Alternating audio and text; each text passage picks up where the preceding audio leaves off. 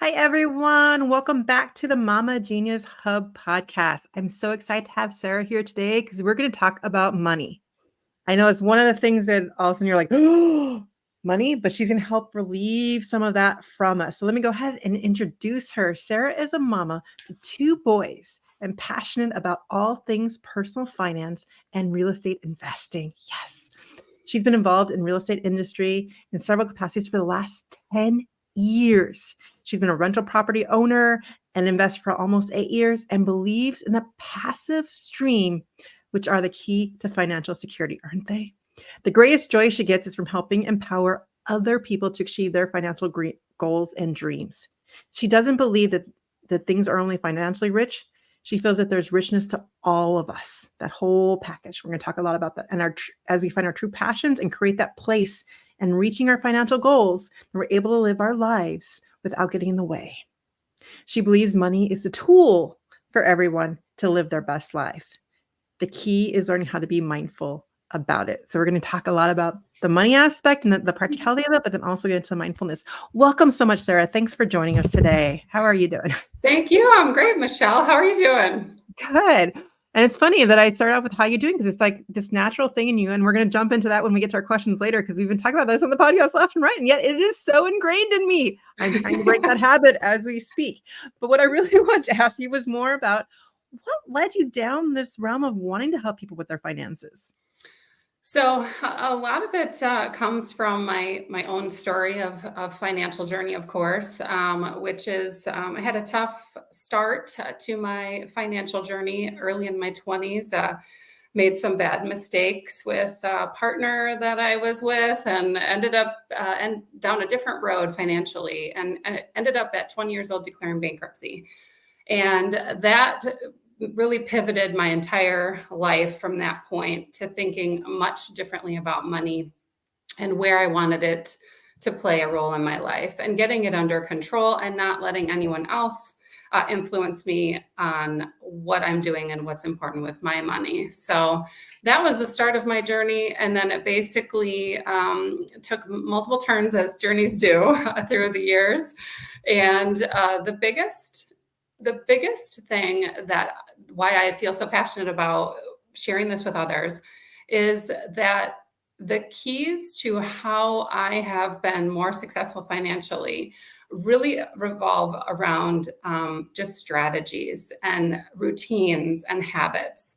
And I feel like those are so easy to put in place and easy to automate in the world that we live in today. But they're those things that people just don't get to, or we think, it just seems too hard, or I don't have any money. That's certainly the biggest excuse, and so people end up not doing anything. They end up freeze, and not worth that action, or they feel that it's just too much to take on, and it's sometimes a mindset issue.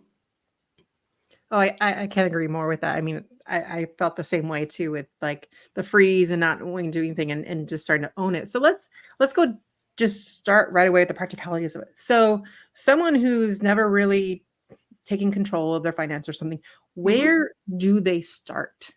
So the thing that I start with all of my clients is to sit down with literally the last month of all of your expenses. Pull from your bank accounts, credit cards.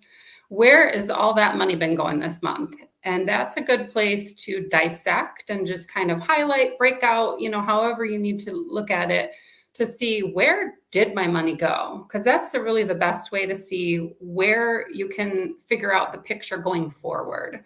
Because you can sit down and say, I make X amount of money per month, and this is what the gurus say I should be spending on my housing and my car and my groceries, and those are certainly great guides, right? Because we don't want to be spending, 60% of our take-home pay on our house. It's certainly going to drown everything else. However, that's not what you're currently doing, right? So getting the picture of where you're sitting today with your finances, and then trying to then figure out, does that actually depict what I want? Like, is that's where the mindfulness comes in? Am I actually being mindful with my spending, or am I just like, it's Tuesday and just have no energy and I have food in the fridge and I'm just going to go out to eat. We all make those choices for sure as busy moms, and there's no fault in that. But if that's not in the picture, of your goals and your finances, then it takes you off track.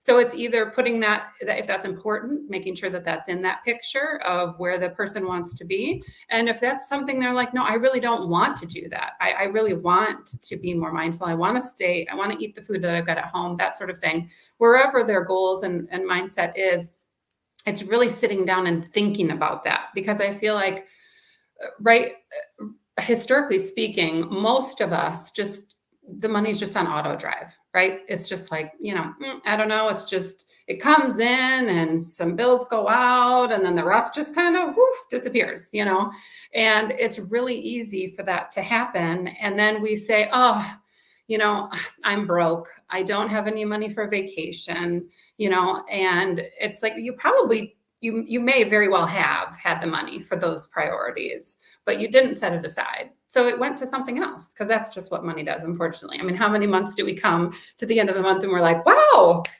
look at this extra $5,000. I didn't even know where. It just doesn't happen, right? So we just find a way to spend it.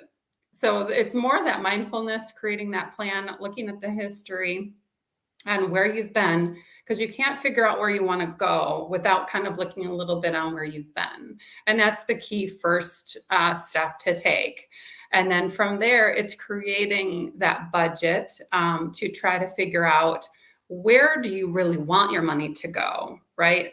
And do you have different goals and aspirations? Maybe, us as moms, right? We're torn in every direction, right? We're trying to juggle the kids here, there, and that money just ends up, like out the window in our brains.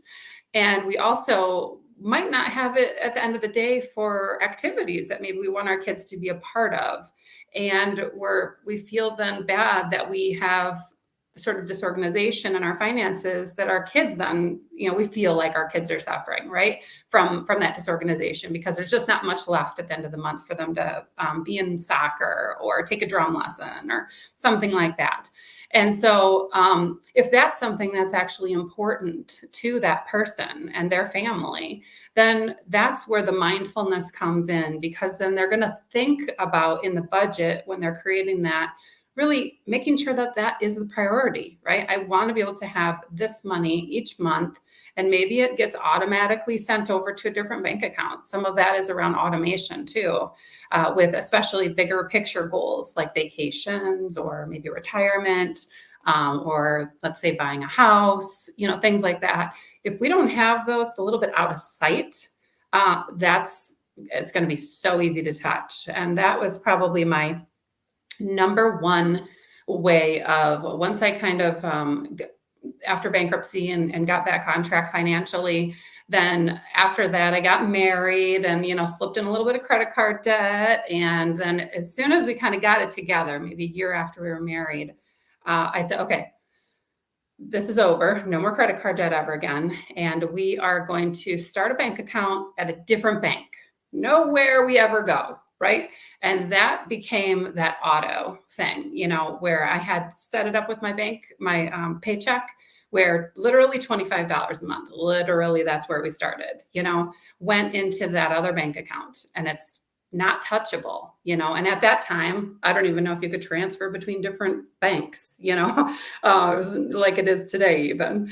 But having that automation then, and then that 25 becomes 50 and that sort of thing. And so it's having those different bank accounts set up that are untouchable for those things that are truly important for those goals. Like I said, vacation or house or college, maybe. Let me, the word budget though, a lot of Yeah. times has that negative connotation to it. Yes. And Yes. as soon as you say it, it's just like, oh, well, as soon as I put my finger on, like, if I have to dilly in money here and there, well, then I'm not going to be able to do the things I want. So how do you rectify that with a mindset of it Yeah. all?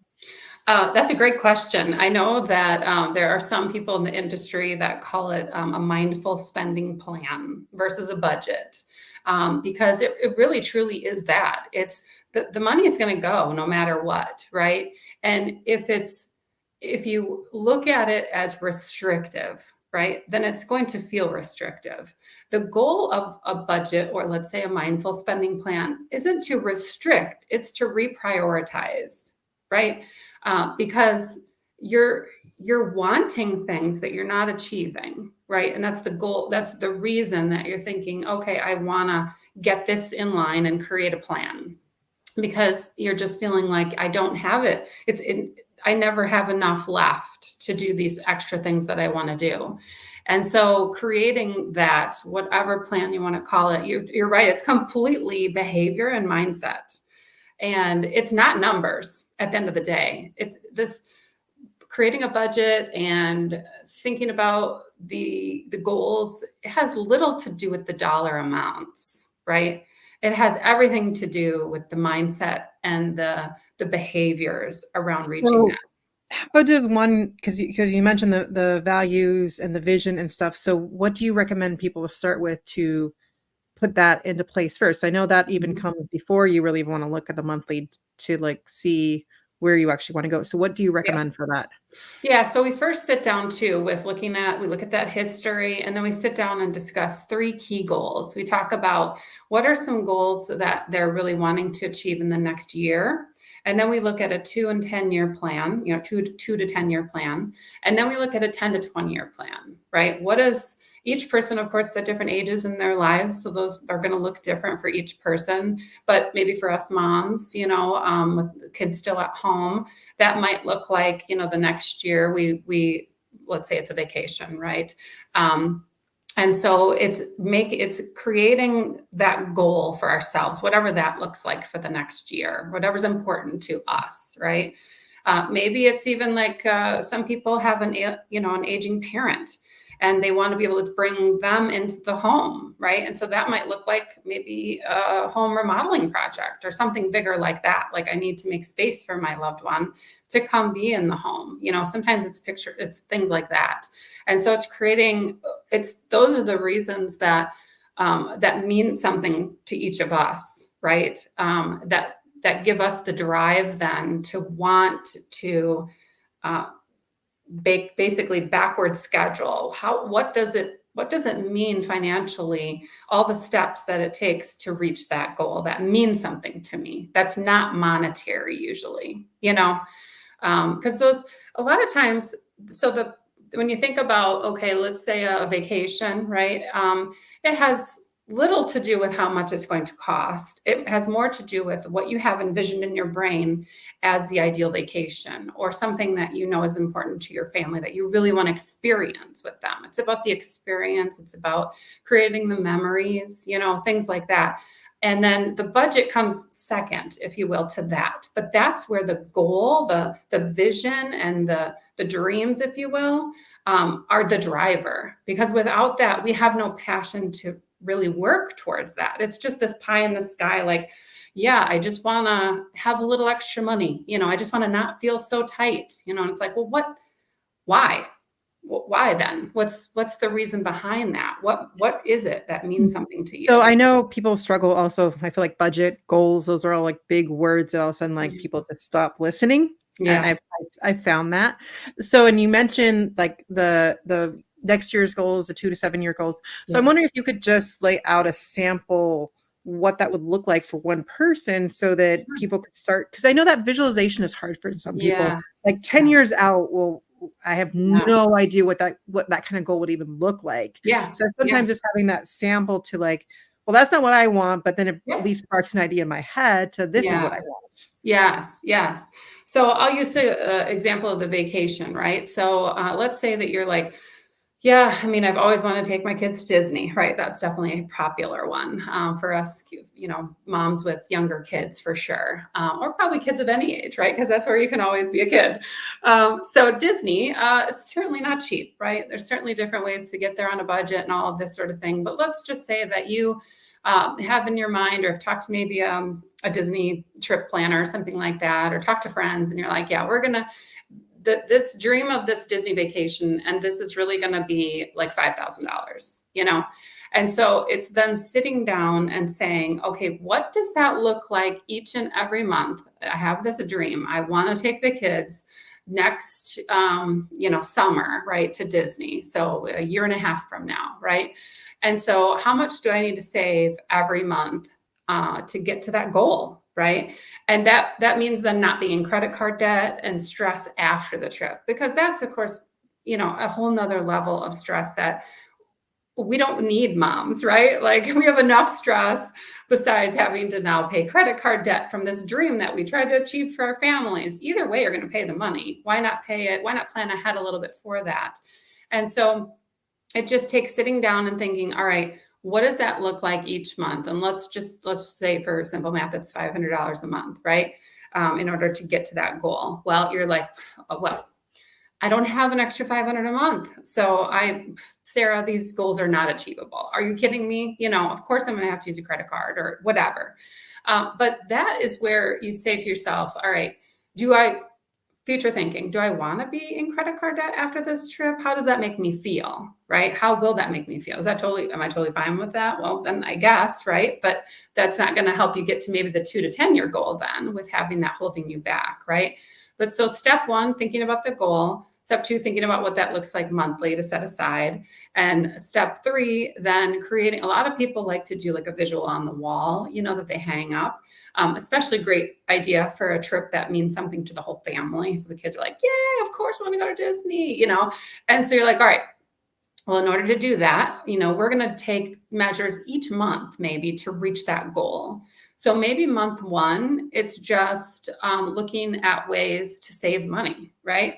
We can really probably all save a little bit of money. Of course, the grocery store is really stinks today going to the grocery store compared to a year ago even, but there are still plenty of ways to save. And so maybe it's sitting down with the family and thinking about a meal plan, right? How can we save even $100 a month from groceries? Maybe you look at changing your insurance, checking into, shopping around for insurance policies.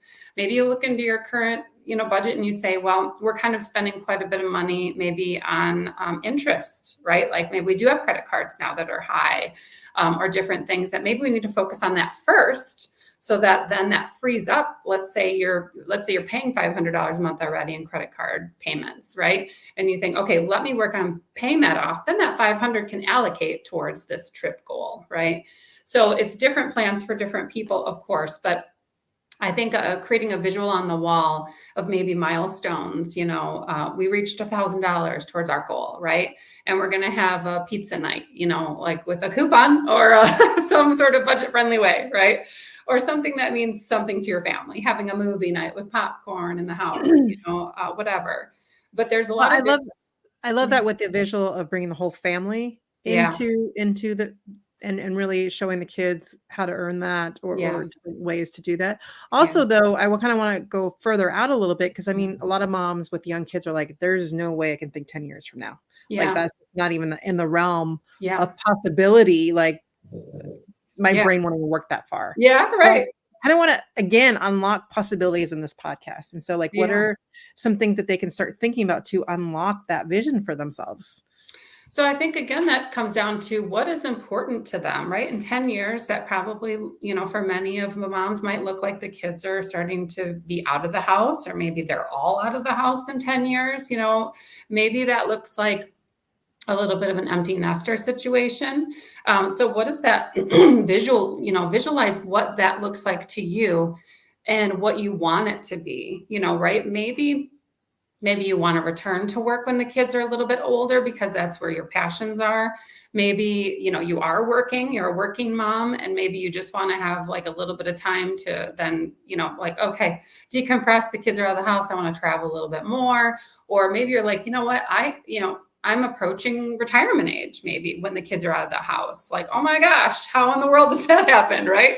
And so thinking about those sorts of goals, you really want to backward schedule, because of course the eighth wonder of the world is compound interest, right?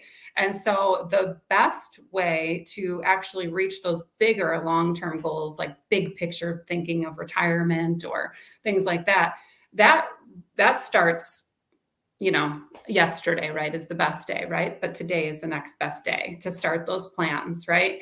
And so the more that you can think further out, the cheaper it will be because the less you have to put in today, right? I mean, $100 today putting towards your retirement, if you wait 10 years, that might be, you have to put in the same, same to get the same goal, might be $500, a month. So definitely those are important goals, but they're pie in the sky, unfortunately, for many people, right? Because we're just in the day to day, right?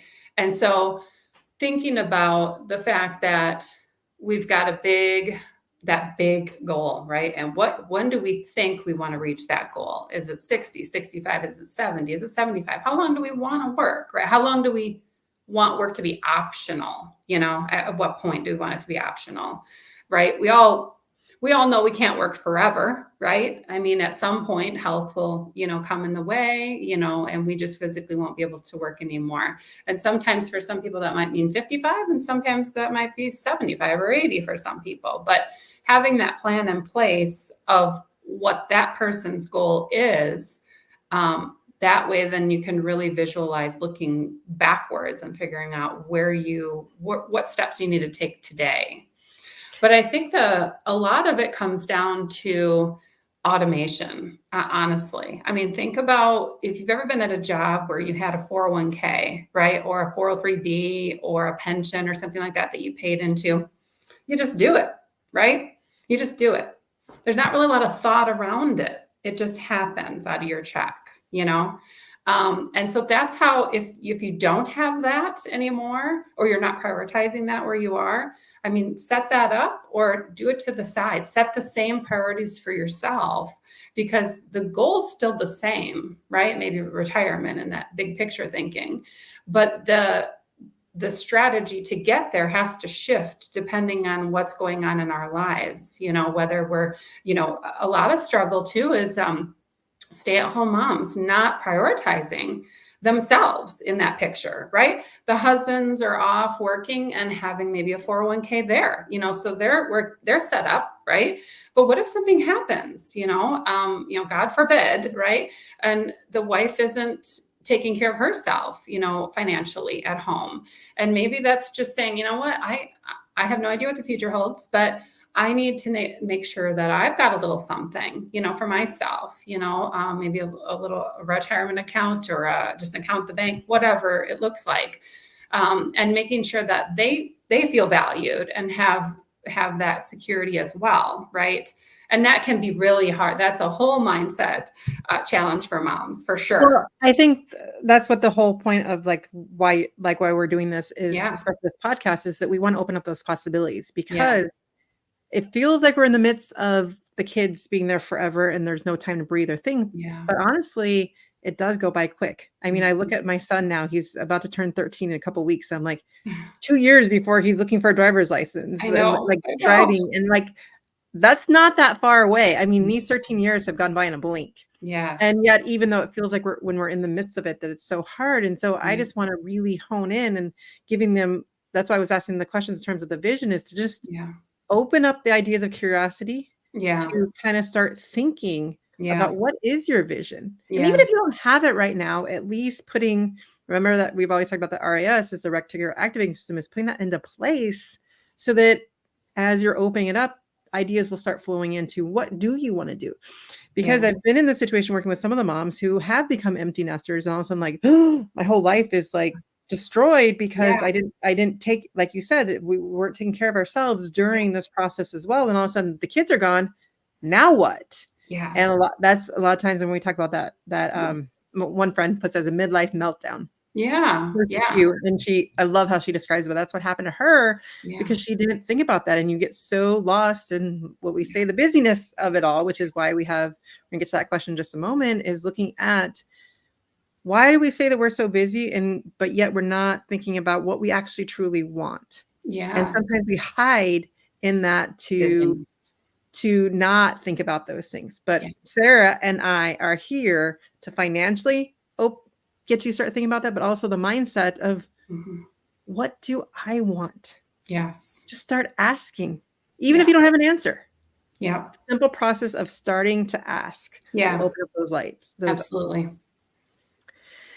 We are getting close to running out of time. That is there anything else you want to add about the vision or anything along those lines? So again, I just really want women, moms, women, everyone to start opening up the possibilities Yeah. of what they Yeah. want. Yeah, exactly. Just really just overall that women, the mom empowerment, that you're right, we do hide behind sometimes that busyness, and we're definitely all crazy busy with the kids, right? And life and sometimes work and yeah, unless you really sit back and sit down and think about what do I want, long term here. It's really easy to not prioritize yourself. And at the end of the day, they are going to go and be gone from the home, right? And we are going to be left, on our own. And what do we want that to look like? I think is where the the the thoughts need to go in now on making sure that that doesn't have that feeling when that happens, right? That you kind of have a plan in place, of where you want to be at that point in your life and what options you want to have. So I I just think, yeah, it's I excellent. just got this picture as you were talking, but almost looking at your parents or older people Yeah. and looking at the ones what sparks like what are the ones that you look like, oh, they're having a great time. That's what I want to do. Like Yeah. Yeah.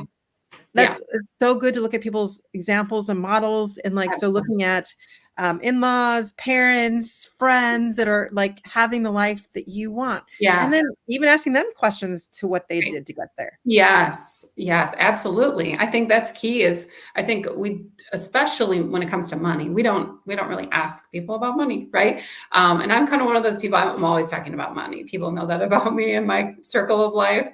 And it's not a taboo subject for me. I love talking about it. And to me, it's just a tool, right? Because my goals are to retire, right? One day, and I see myself on a beach sipping margaritas, right? Maybe not for years on end or anything, I but was gonna say, how long until you get bored? right, exactly, exactly. But you have to kind of have like this vision, right? It's what drives you. It's what fuels you daily to reach those big goals that are so far away, right? So, Now, yeah, it's before definitely we thinking switch about into that. our 5 questions, I got one more for you that you just sparked in my head is you mentioned that for you, talking about money was not taboo. Yeah. How do you suggest people start those conversations and who have felt it was taboo? Yeah, that's a great question. I think knowing that, we don't just come into this world with knowledge of everything, right? Everything that we know, we've learned fair, right? And so without learning about those things, how do you expect that you're just going to naturally just get it? Right. And unfortunately, especially, I mean, they're doing a little bit better job nowadays with personal finance in schools, but they definitely didn't so much in our era. And so we don't have a lot of those fundamentals, but who we can learn from are, like you said, like our aunts, our uncles, people ahead of our time that, are maybe retired and have what we visualize that we would like, right? And I'm telling you, those people want nothing more than to help out the next generation. So I think once you start the conversation, just getting over yourself for a minute and saying, okay, this is going to mean a lot to that person when I come to them for advice. Like, how great does it feel when people come to you for advice, right? And So so what's get over one question that you would ask that person just I to would ask them straight out, okay, what were the steps you took like at my age to get to where you are, right? You have what I want, right? And there's nothing wrong with that, but what it takes is planning, right? So that's not the question we ask them when they're 90 and we're 70, or whatever. That's the questions we ask now to get the groundwork laid. And they would I love probably be more than happy to help and talk all about their story. People love to share their story. I love that. We're going to go dive into our last 3 questions. We're just about out of time. Okay. So number 1 for you, Sarah, what is your favorite book or resource that has had a big impact on you as a mama? Oh, there are many. Um, let's see here. The one that I've most recently read that I really feel everybody should read, it just changes your perspective on so many things, is called Mindset by Carol Dweck. And that you can really apply to all parts of your life. I was reading it, thinking more of a work perspective for me professionally, but it applies to all perspectives of life. And it just really, it helps you guide your thoughts on just a whole different thinking. Honestly, it was eye-opening, and I highly recommend it. That's one I talk about to anybody. And there's a billion different money books that I've read and love. And I have a kiddo that's ADHD, and so I've read a billion of those as well. And so there's all sorts of books I could recommend, but mindset is probably a big overall book that I think just literally whatever you are in your life, you can gain some knowledge She from. really gets in on how to have that growth mindset, which I think is so Yes, key yes. into our growth and development. Again, Yeah, when you're not growing, I think is when we get bored yeah, or can't figure out what we want to do. So yeah, is even if we don't know what to do, pick up a book, pick up a yeah, podcast, pick up something that just lets you think about something else and yep, let the thoughts flow. So number absolutely. 2 for you, what is a special family tradition or ritual that brings joy and connection to your household? Something, I mean, now that we're in the holidays, right, we're thinking about those sorts of things, and that we all have our little traditions that we do right around the holidays. But one thing that we do, like without a doubt, every year for Christmas time is we go through one of those lights, those lighted places in the car. We always go down to a Jellystone, just south of us here. And that's just something a lot of times we'll put on our little Christmas hats, our little Santa hats, and we'll do that. And that the kids just know, right, that's what we're going to do. We're going to see Santa while he's there. And that's a huge tradition for us at Christmas time. You reminded me we still need to go to Jellystone. Right? We haven't gone yet this year. We usually go real close to Christmas. It just kind of gives that whole vibe, right? So Right. yeah, it's a good You time. get to see Santa. So number 3, I think we've been touching on quite a bit through this conversation, but again, that idea of I asked her off, how are you? Like it just is automatic and I'm working so hard on breaking it. But then we always answer, I'm so busy. So I really want, which is how we seem to always define ourselves, whether we're moms or just even in society in general, like I'm so busy, blah, blah, blah. And Yeah. so what's your take on how to change that mentality? Yeah, that's a great question too. I think that when we say I'm so busy, right, it's not actually, all it's doing is putting us all kind of in the same bucket of negativity, right? We're just thinking it's busy, right? And sometimes it's just reframing that to thinking, busy isn't, while it can be bad, certainly, right? And we can get fried out from being too busy. Busy isn't necessarily a bad thing all the time, right? We're busy because we're giving so much to so many people, right? To our loved ones, maybe our employer, maybe our, different volunteer things that we're a part of. And I think maybe just reframing, instead of just saying, oh, I've just been busy, is saying maybe one thing that you're doing right now to like improve your life. And then that may connect with the other person. So for me personally, I'm trying to lose a little bit of weight. So I just started Weight Watchers last week. And so that's something, I could say, right? When people are saying, how are you doing? Well, I'm doing Weight Watchers right now, right? And so I'm becoming more aware, right? And they might say, oh, how's it? And then it's connection, but on a more positive level, because you're thinking about something that's actually helping you grow. And that person might feel the same way. And they might say, oh my gosh, tell me more about that. Right. Or, oh, I totally did that. It is tough, but it gets so much easier, or whatever. I love that, how you reframed it. And I also loved reminding people of the phrase, tell me more, 'cause it's always a great way to bring that away from yourself and just really hone in on listening to the person that's in front of you. Yeah. Number 4 for you is describe what genius means to you and how do you feel when you're living in your genius zone? I think genius for me feels like when I'm sharing something that I feel really passionate about. Honestly, that's when I feel like, wow, all the light bulbs go off, and I'm like, people appreciate, maybe what I bring to the table in this situation. And that to me is when I can really get in my genius mode, right? And my growth happens there, right? Because I'm able to get some feedback from them on perhaps ways that I can improve, because they have a whole different perspective, right? And until I actually talk with somebody and really and delving into their lives truly, and taking down some barriers, right? I, I can't grow either because I'm not getting that feedback either.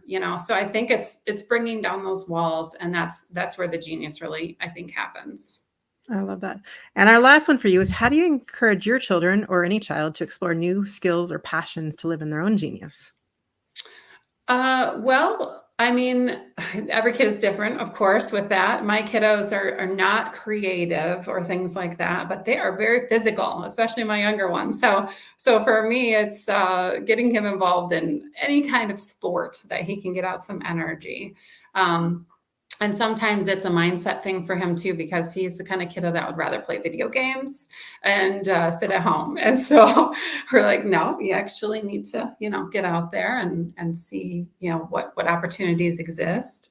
And I think that's where we parents all together have to be open-minded as well, and open, because our kids might not look like what we wanted them to look like and what their interests are, because they might be very different than ours. But it's definitely thinking about, all right, what are you interested in, and how can I foster that? And that's usually for us, it's been getting into programs.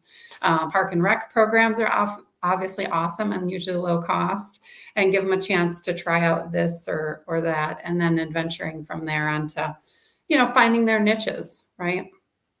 I love that. Now we're just about out of time, so tell everyone how they can get a hold of you, and then give them one last financial tip for the day. All right.